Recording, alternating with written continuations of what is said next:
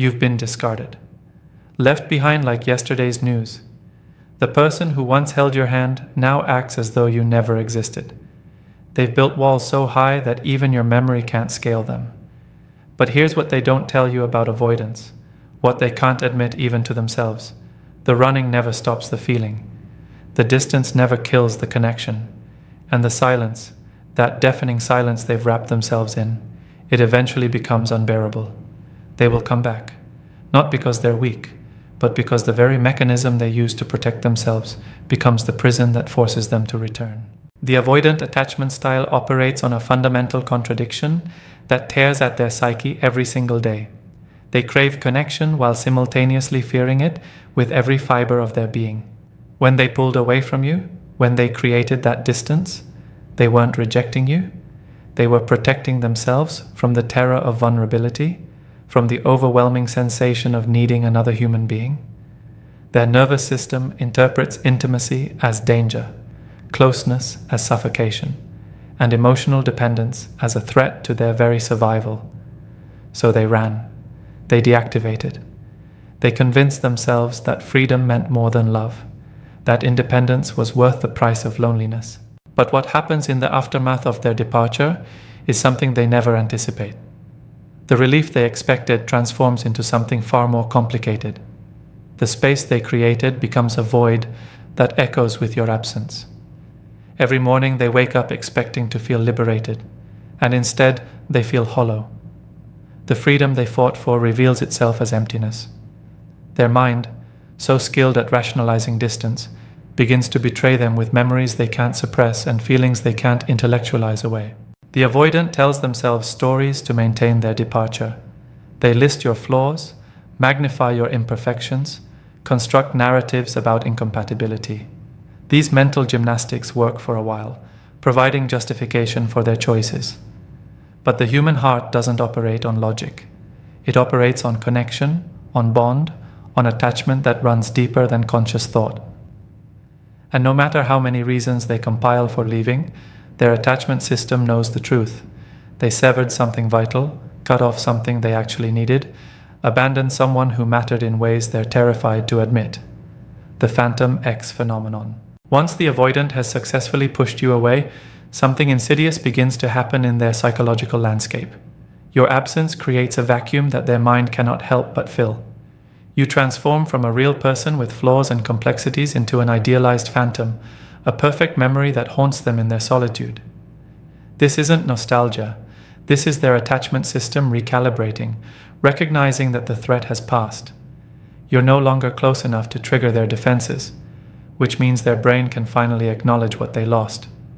The avoidant starts to remember only the good. The way you laughed becomes a melody they can't forget. The comfort you provided becomes a warmth they can't replicate. The understanding you offered becomes a mirror they desperately need. During this phase, they experience a unique form of psychological torment. Their conscious mind tells them they made the right choice, that they needed space, that relationships are traps. But their unconscious attachment system screams a different truth. It tells them they've abandoned something irreplaceable, that they've severed a bond their soul actually craved. The cognitive dissonance becomes excruciating. They feel the absence in ways they never felt the presence. The loneliness they thought they wanted reveals itself as hollow and meaningless. Every new person they meet is measured against your memory, and everyone falls short because memories don't have bad days, don't make demands, don't trigger their wounds. The phantom version of you that lives in their mind becomes more real than any present reality they encounter. You become the standard against which everything else is measured and found lacking. They remember how you understood them without judgment, how you gave them space when they needed it, how you loved them despite their emotional unavailability. What they conveniently forget is how they took that love for granted, how they punished you for caring, how they made you feel small for having needs. The selective memory serves their growing regret, building a narrative where you were perfect and they were foolish. This idealization creates an unbearable tension in their psyche. They start to believe they had something rare and precious, something they'll never find again. The world suddenly feels full of people who are too demanding or too distant, too emotional or too cold, too much or not enough. None of them are you. None of them trigger that specific combination of comfort and familiarity that you provided. The avoidant begins to realize that their fear of losing independence made them lose something far more valuable, a genuine connection that accepted them as they were. The Phantom X haunts their quiet moments. When they're alone at night, when they're going through their routines, when they're experiencing something they would have shared with you. Your absence becomes a presence, a ghost that occupies the spaces you once filled. They find themselves wondering what you're doing, whether you think about them, whether you've moved on. The thought of you with someone else introduces a jealousy they didn't know they could feel, a possessiveness that contradicts everything they told themselves about not needing anyone. The deactivation collapse. Avoidants use deactivation strategies to manage their fear of intimacy. These are psychological tactics that help them suppress their attachment needs, convince themselves they don't need anyone, and maintain emotional distance. They tell themselves stories. Relationships aren't important. Independence is everything. Emotions are weaknesses. Needing someone is pathetic. These narratives work beautifully when you're still there, still trying, still available. Your presence validates their fears. Your attempts to get closer prove that relationships are indeed suffocating. But when you're gone, truly gone, these deactivation strategies begin to malfunction. The collapse happens gradually, then all at once. At first, the avoidant feels relief. The pressure is off. They can breathe again. They throw themselves into work, hobbies, distractions, anything to avoid the emptiness. But deactivation strategies require an active threat to work against. They need your texts to ignore, your calls to decline, your emotions to minimize. Without you pursuing them, without you creating that perceived pressure, their defenses have nothing to defend against. The walls they built so carefully start to feel less like protection and more like isolation. The independence they cherish starts to feel less like freedom and more like exile. Their attachment system, no longer in defense mode, begins to whisper what they've been denying. They miss you, they need you, they made a catastrophic mistake. This realization doesn't come as a gentle awakening. It comes as a crisis. The entire identity they've constructed around self-sufficiency starts to crumble. Who are they, if not the person who doesn't need anyone? What does it mean that their carefully maintained independence feels like punishment rather than liberation? The questions assault them in waves, breaking down the psychological structures they've spent years building. This is when the avoidant experiences something they rarely allow themselves to feel: genuine longing. Not the surface-level attraction they might feel for someone new, but deep, aching longing for the specific connection they had with you. It terrifies them because it contradicts everything they've told themselves about who they are. They're supposed to be the ones who don't need anyone. They're supposed to be above this pain. Yet here they are, consumed by thoughts of you, replaying memories, wondering what you're doing, imagining you with someone else, and feeling a jealousy that shocks them with its intensity. The deactivation collapse forces the avoidant to confront the lie they've been living. They told themselves they were fine alone, that they preferred solitude, that relationships were optional luxuries rather than fundamental needs. But the human nervous system doesn't lie. It knows what it needs for regulation, for safety, for well-being. And when the avoidant strips away all their defenses, all their rationalizations, all their intellectual justifications, what remains is raw need. The need for you, the need for connection, the need for the love they pushed away. During this phase, the avoidant may experience physical symptoms of their psychological distress. Sleep becomes difficult because their mind won't stop replaying what they lost. Appetite diminishes because food tastes like ash when eaten in lonely silence. Energy depletes because fighting your own attachment system is exhausting work. They may find themselves crying unexpectedly, feeling emotions with an intensity that frightens them. This is their body finally expressing what their mind refused to acknowledge. They're in pain, they're grieving, they're experiencing the consequences of denying their fundamental need for connection. The return pattern. When an avoidant decides to come back, they don't do it impulsively. They've been thinking about it for weeks, maybe months.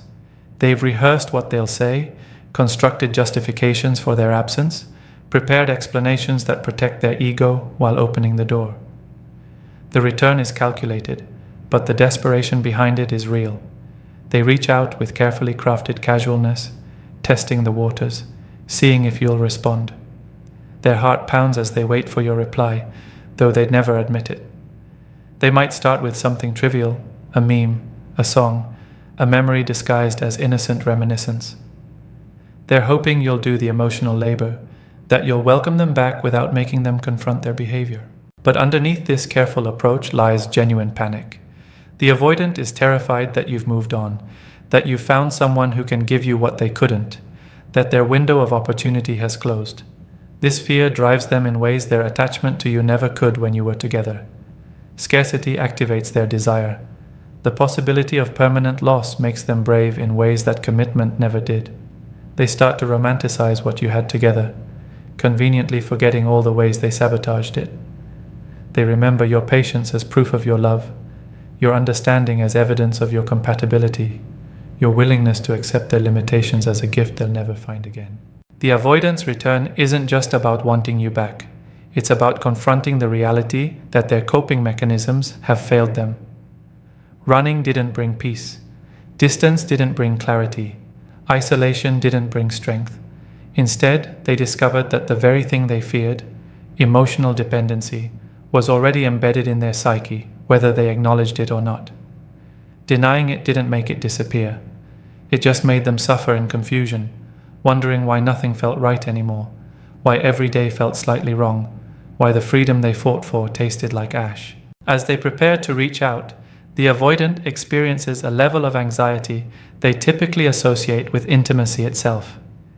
Their hands shake as they type the message.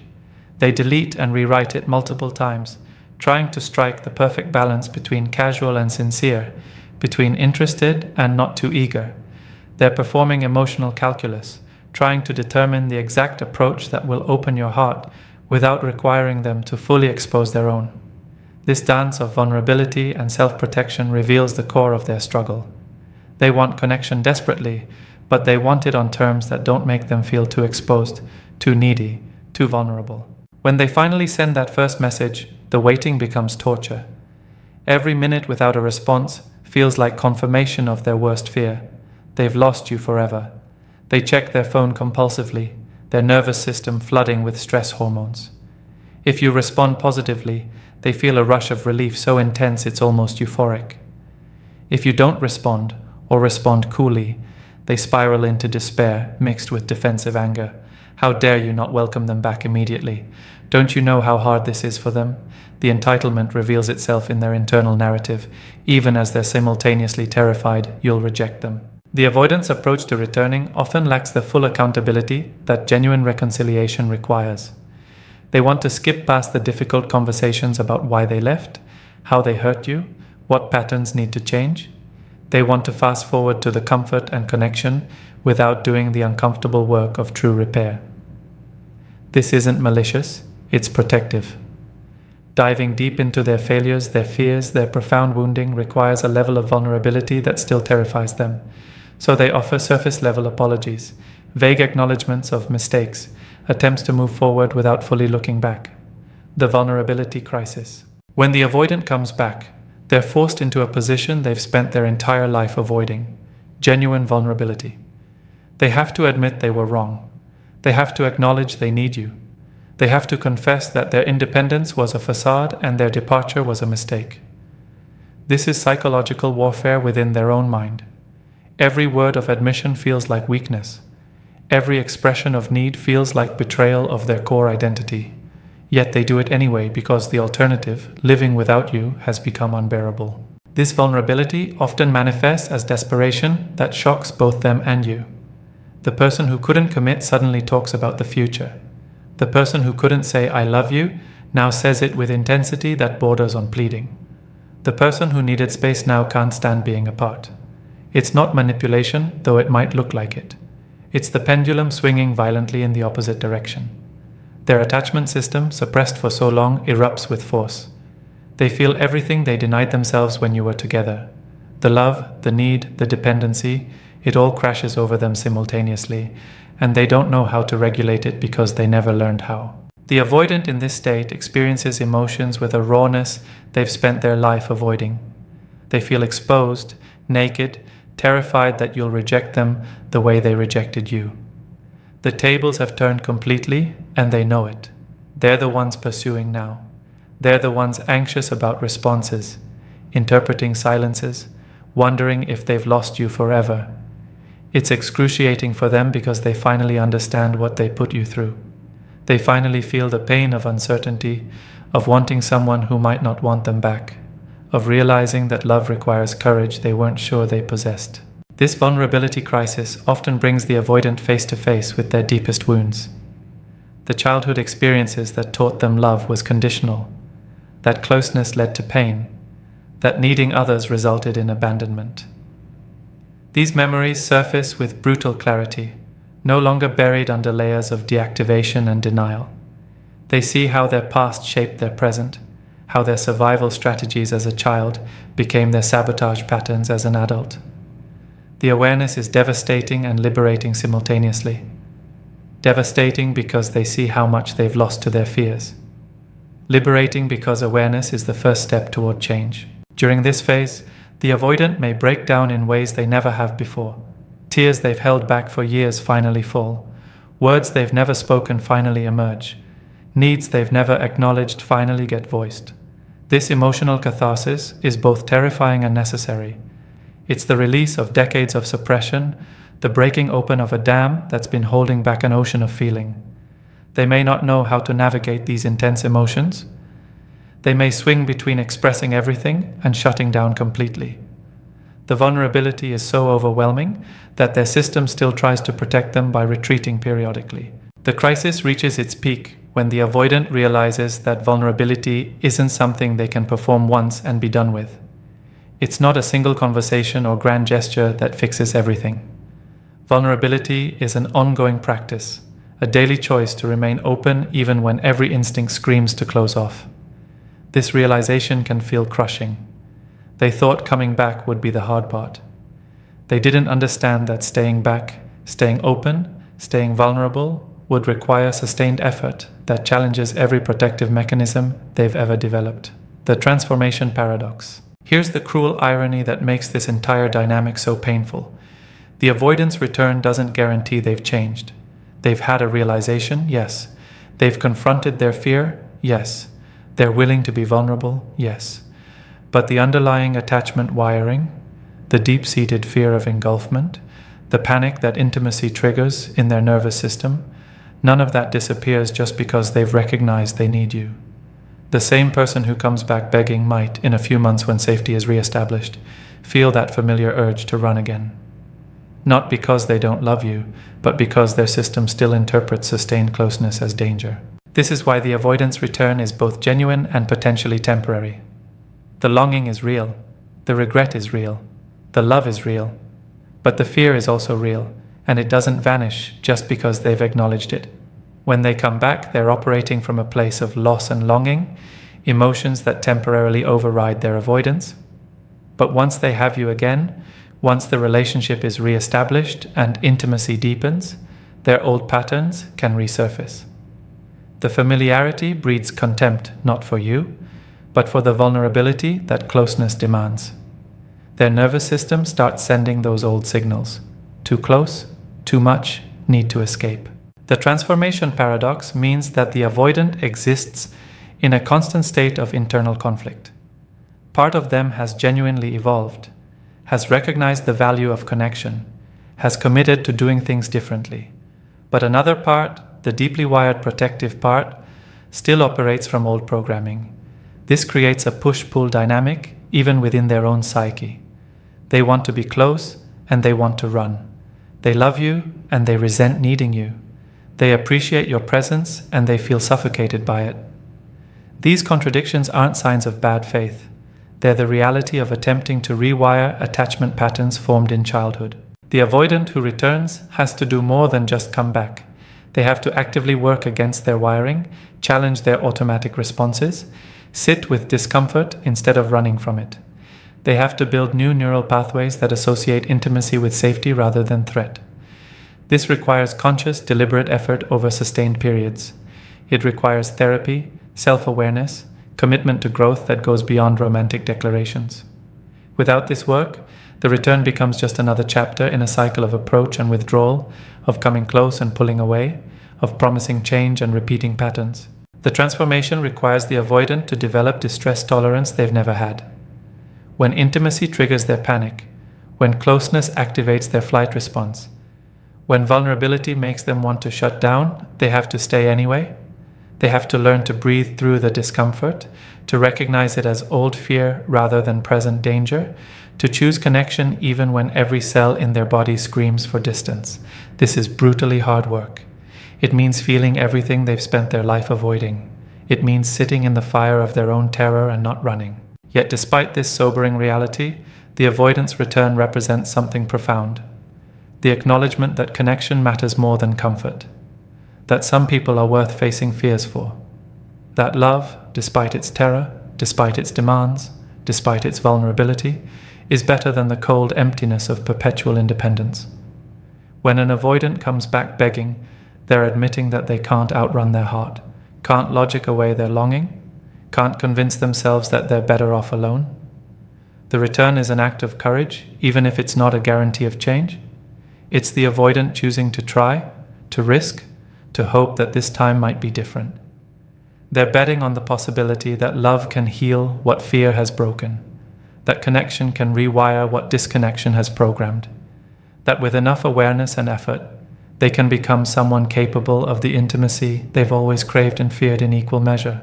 This journey of transformation is messy, non-linear, full of setbacks and breakthroughs. The avoidant will have good days where vulnerability feels possible, and bad days where they want to disappear. They'll make progress and then regress.